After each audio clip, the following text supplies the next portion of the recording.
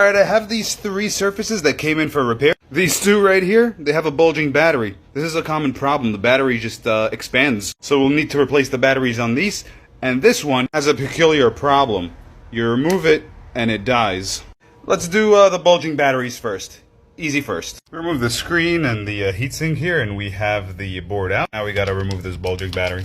Alright, we got this battery out here. Let's get the new one. We got the new battery on here. Let's test. Okay, the surface still turns on. That's awesome. Alright, looking good. Alright, and this one is now ready to be fully assembled. And here it is. Let's move on to the other bulging battery. That one has a hairline crack on the screen here that might cause a problem. Alright, somehow we didn't crack the screen and we were able to lift it here. Alright, we're down to the motherboard here and the battery. There it is. Nice and bulging.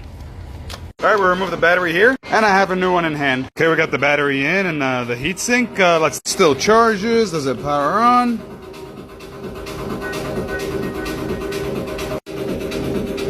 Does it power on? Let's see here.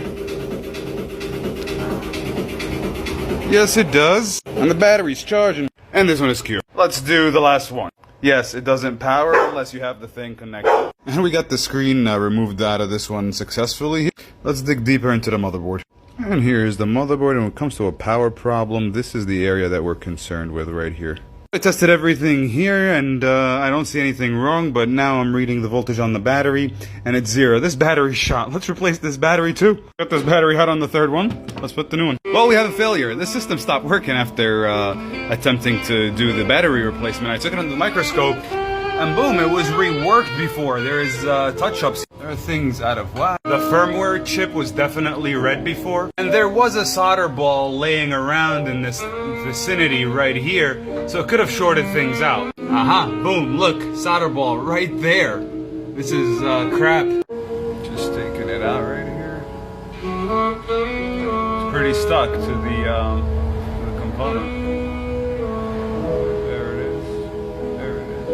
And here under the thermal cam we see that the PMIC is on fire, so I believe it's happening from right here. This is the exact same area where there was a lot of rework done, so we're not sure if replacing that PMIC will do anything, so let's check and clean up any solder balls and replace the PMIC and test. We remove the chip here. We have the new one in hand. Okay, we install the new chip here. And testing the 3-volt rail, and we're getting the 3 volts. Nice! We got the screen on. Is it gonna power on now?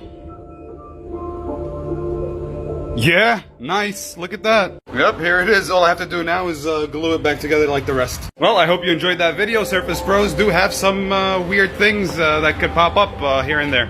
They're definitely not for the DIYer. This repair should be only attempted at a professional repair shop.